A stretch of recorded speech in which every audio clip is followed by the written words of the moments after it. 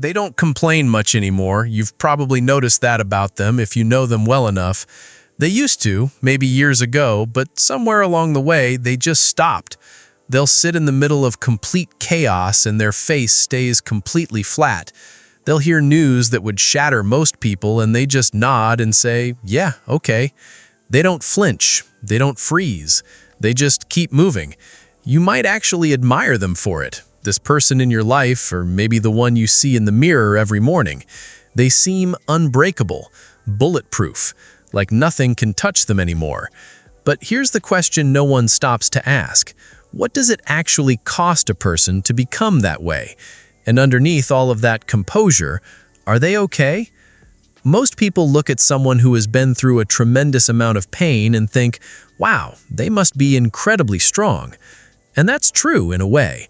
But psychology tells a more complicated story, because the same process that forged that strength also quietly rewired something deep inside of them.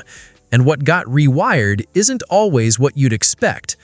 Here's the contradiction. The people who have suffered the most are often the ones who seem the most fine. They're functioning, they're holding it together, they're showing up, helping others, keeping things running. But underneath all of that competence and composure, something else is happening entirely, something that goes unseen, unspoken, and often unhealed for years. The strength you're admiring might actually be a symptom of how much they had to survive, and the calm you're envying might actually be the silence that follows an exhaustion too deep for words. Psychology breaks this down into two pathways. The first is what was handed to them, the circumstances they were born into, the nervous system they came with, the environment that shaped their earliest years before they were old enough to choose any of it. The second is what they lived through, the losses, the betrayals, the moments of being failed by the very people or systems that were supposed to protect them. For some people, it starts in childhood, a home where love was conditional or absent, or loud and unpredictable. Their nervous system learned very early that the world was not reliably safe, and so it adapted. It stopped expecting comfort and started preparing for impact instead. That adaptation was never a character flaw. It was survival. For others, it happened later, a relationship that slowly dismantled their sense of self, a loss that restructured their entire identity, a season of life that asked more of them than any human being should be asked to give. And they gave it anyway, because there was no other option, because no one showed up to carry it with them. Here is what matters most before we go any further. You are not broken. You are not damaged goods. You are someone who was asked to carry things that were genuinely heavy. And you did. The patterns we are about to talk about are not weaknesses. They are the echoes of a person who learned, against considerable odds, to survive.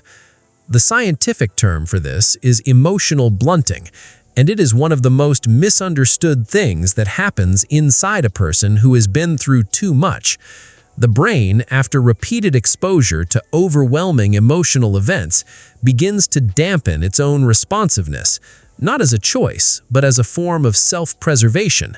The system that was once flooded by feeling learns to turn the volume down. What this looks like in real life is something like this. Someone calls them with genuinely exciting news, a promotion, a pregnancy, something that would make most people scream. And their reaction is polite, but measured. "Oh, that's great," they say, in the same tone they'd use to confirm a dentist appointment. They're not cold, they're not indifferent. Their emotional thermostat has simply been recalibrated so far down that the highs don't reach the same heights anymore. The consequence of this is something they often feel most acutely during happy moments, a strange, quiet grief that they cannot fully feel the thing they know they should be feeling.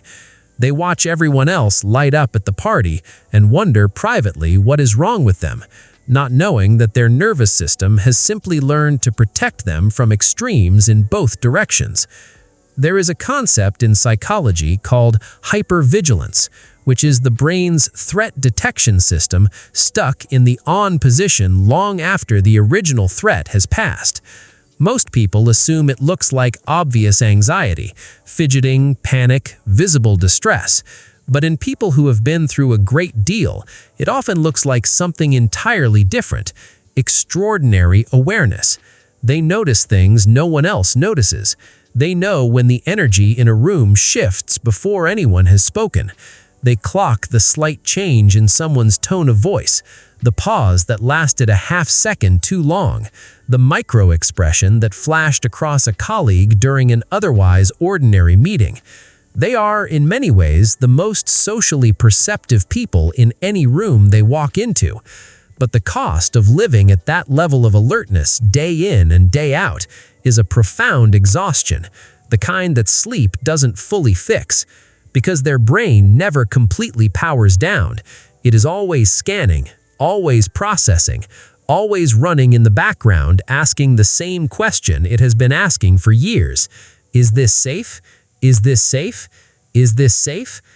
This pattern is deeply rooted in what psychologists call the Fawn response, a survival adaptation that develops when a person's earliest experiences taught them that keeping others comfortable was the most reliable way to keep themselves safe.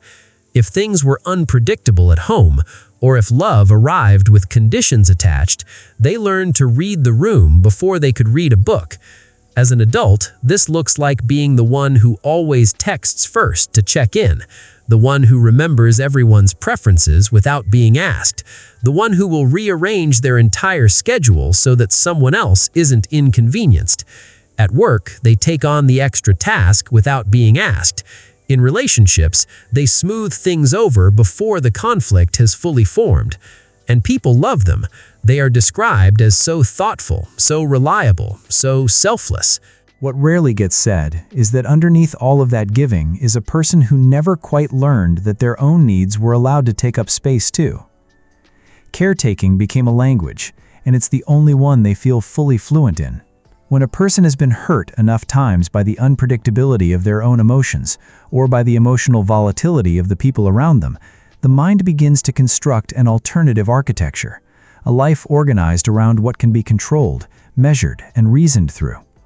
Psychology calls this intellectualization, and it becomes a primary coping mechanism. In practice, this means they are phenomenal in a crisis. While everyone else is falling apart, they are already making lists, identifying steps, and delegating tasks. They are the person you call when things go wrong, because they can think clearly when clarity is most desperately needed. They are precise, analytical, and often deeply, quietly capable. But when the crisis is their own, when they are the one who is hurting, this same skill set turns inward in a complicated way. They analyze the feeling instead of feeling it. They explain their pain in language that sounds like they are describing someone else's pain, and they wonder why they still feel empty even after they have understood everything intellectually. Understanding, they eventually discover, is not the same as healing. There is a particular kind of discomfort that people who have been through too much feel when someone genuinely tries to take care of them, and it goes far beyond simple modesty or politeness. Psychologically, it often traces back to a disruption in early attachment patterns, where being cared for was either unavailable, inconsistent, or came with something attached to it. So when someone offers them something real, genuine help, genuine kindness, genuine and uncomplicated attention, the body tenses slightly. The mind starts calculating. Why are they doing this? What do they want? How much will I owe for this? They might deflect with humor. Oh, don't worry about me. I'm absolutely fine. They might redirect immediately back to the other person. They might accept graciously on the outside while quietly dismissing the gesture on the inside. The consequence is a deep loneliness that exists even inside genuinely loving relationships, because real intimacy requires the ability to receive, and receiving requires trusting that what's being offered is safe. That trust, for many of them, is still in the slow process of being rebuilt. Ask them about what they have been through, and there's a very good chance they will shrug. It wasn't that bad, they'll say. Other people have had it much worse. Or they will compress years of genuine difficulty into a single sentence and move on before you have had a chance to respond. This isn't humility. It is a psychological pattern called minimization, and it serves a very specific purpose. If they acknowledged the full weight of everything they have carried, they would have to feel the full weight of it. And for someone whose survival has depended on staying functional, staying upright, continuing to move, that level of acknowledgement can feel genuinely threatening. So the story gets shortened, the edges get smoothed over. It was fine, really. I dealt with it. It's in the past. The consequence is that they often move through the world without anyone, including themselves, fully understanding what they have actually survived. And without that understanding, it becomes very difficult to extend to themselves the kind of compassion they hand to everyone else so freely and so naturally. This one is subtle, and it may be the most important. People who have experienced repeated disappointment, particularly when that disappointment came right after a moment of genuine hope, begin to develop what psychologists call learned helplessness, a state where the brain stops believing that positive outcomes are reliably connected to one's own actions or expectations. The way this shows up isn't dramatic pessimism, it's actually a very quiet dampening of anticipation. They don't let themselves get too excited about things. They make backup plans for their backup plans. They'll say, "We'll see," or "It might work out," instead of "I can't wait," or "I know this is going to be good." They hold good news at arm's length, just long enough to make sure it's actually real. The emotional consequence of this is a certain flatness around good things, a difficulty fully inhabiting moments of joy or possibility or pure excitement. They have learned somewhere along the way that wanting something too much makes the loss of it unbearable, and so they have become very skilled at wanting things just a little bit less than they actually do.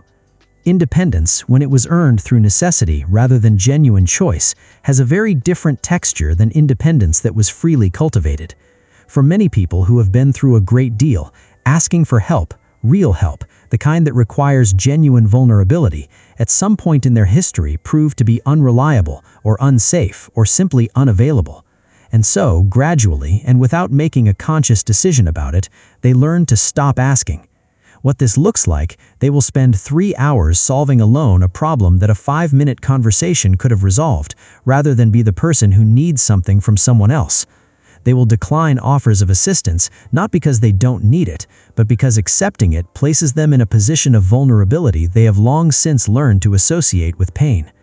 They will handle it themselves, even when handling it themselves is accumulating costs that won't be visible until much later.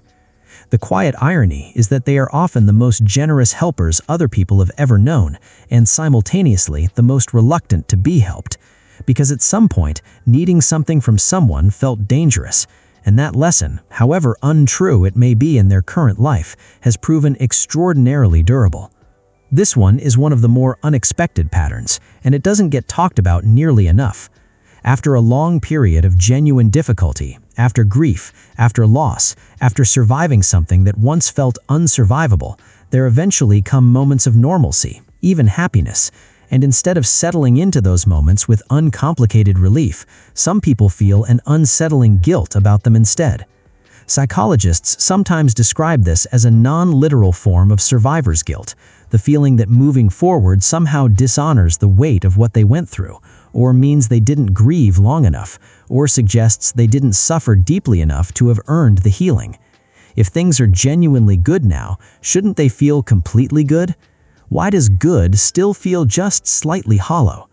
The consequence is that they can be in genuinely stable and positive circumstances, a calmer season of life, a relationship that is actually working, real and measurable progress, and still feel somewhere underneath it all like they are waiting for the other shoe to drop, or feel oddly disconnected from the goodness that surrounds them, as if it belongs to someone slightly different from them.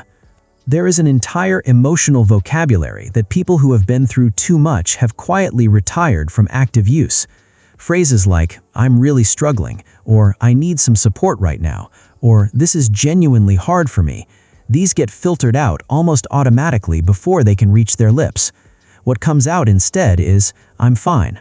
I'm okay. Don't worry about me, seriously."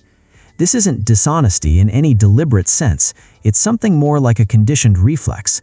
At some point in their history, expressing genuine need either didn't produce the response they were hoping for, or produced a response that made things actively worse, or simply wasn't met with anything at all. And so the reflex formed.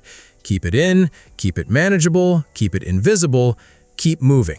The consequence is a gradual but significant disconnection, not just from other people who never quite receive the full and honest picture, but from themselves, as the practice of saying fine when they mean something far more complicated becomes so habitual that they sometimes genuinely lose track of the difference between the two.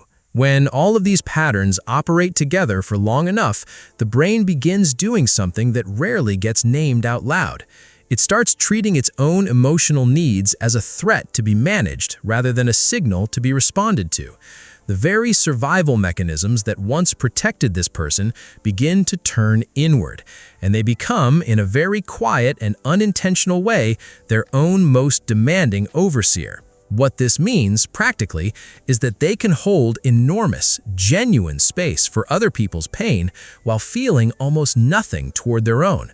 They can sit with someone who is grieving and be present and warm and completely attuned, and then go home and feel hollow in a way they cannot quite explain, not realizing that they have spent years distributing the empathy they never allowed themselves to receive.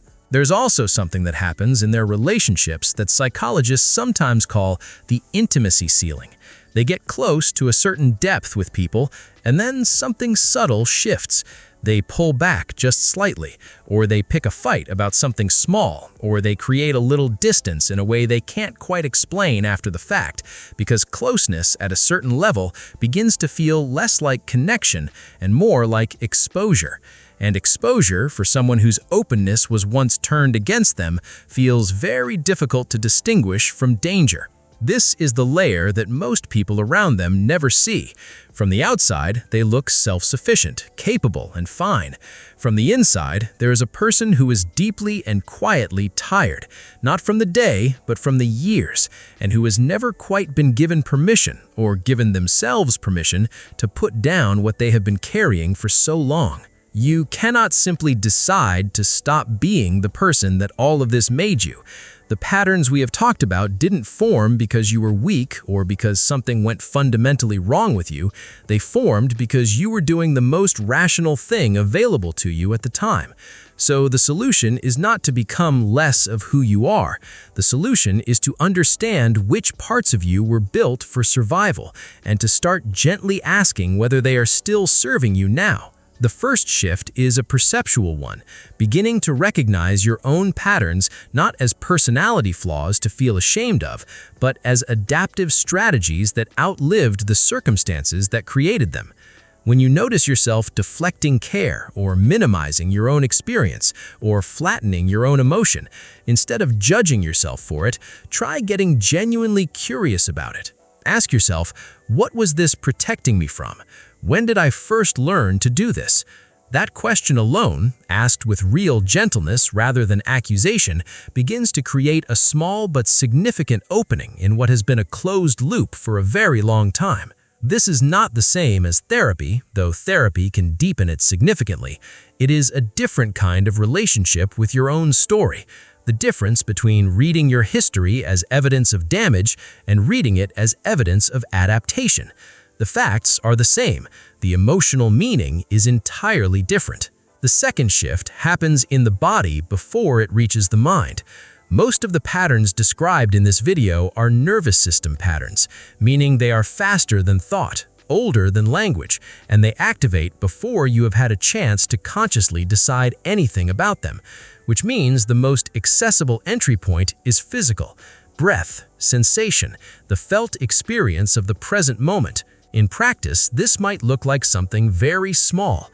When you notice the impulse to say, "I'm fine," rising up, and you know that it isn't quite true, pausing for one breath before you speak, not to perform a different answer, not to force vulnerability you don't feel ready for, but just to give yourself 1 second of internal honesty before the reflex takes over. Over time, those pauses accumulate into something, not a sudden transformation, but a slow and real recalibration, a gradual retraining of a nervous system that was trained under very different conditions than the ones you are living in now. The third shift is structural, building boundaries that are designed around your actual needs, rather than the needs of a person still operating in survival mode. This does not mean withdrawing from other people or protecting yourself from connection. It means developing an honest relationship with your own capacity, as opposed to a performative one. It means learning to recognize when you are giving from genuine abundance and when you are giving from depletion, and being willing to tell yourself the difference, even if you are the only one who hears it at first. For someone who has been through a great deal, real boundaries are not walls, they are permissions. Permission to say no without it constituting an emergency. Permission to receive something without immediately calculating the debt. Permission to need something and to let that need be visible to at least one person you actually trust. These are not small things. For someone whose survival once depended on appearing to need nothing at all, they are in fact enormous. The strength that was forged inside the hardest chapters of your life is real. It is not a myth, it is not a compensation mechanism, and it is not something that will disappear the moment you allow yourself to rest. It is genuinely, fundamentally, permanently yours. But there is a meaningful difference between strength that was forged under pressure, the kind that had to be sharp and efficient and unyielding because those qualities were necessary to keep you intact, and strength that gets to choose its own shape going forward. One is a blade, precise, capable, able to cut through almost anything that threatens it. The other is something warmer, a light that doesn't have to work quite so hard to prove that it is still burning. You do not have to stop being everything that surviving made you. The attentiveness, the depth, the capacity to sit in difficult places with other people without looking for the exit, those stay. But perhaps there is also room now to let some of what you have been carrying down. Not because you are no longer strong enough to hold it, but because you have already proven, beyond any reasonable doubt and across a significant portion of your life, that you are. The same light, just burning a little less against the wind and a little more toward the people and moments that are genuinely worth it. If any part of what we talked about today felt like it was describing someone you know or someone you see in the mirror every morning, I would genuinely love to hear from you. Drop a comment below and just say, "That was me." You don't have to explain, you don't have to elaborate. Just let yourself be seen for one moment, even if it is only in the comments section of a video, because sometimes that is exactly where it starts. And if there is someone in your life who has been carrying more than most people around them know, someone who always says they're fine, who always shows up for everyone else, and who has been through considerably more than they have ever let on, share this with them. Not to diagnose them, not to fix them, but simply so they know that someone thought of them, that someone noticed. That matters more than you might initially think. If you found yourself in this video, the next one goes even deeper, because there are patterns that emerge only after someone begins to heal, and those are equally worth understanding. I will see you there.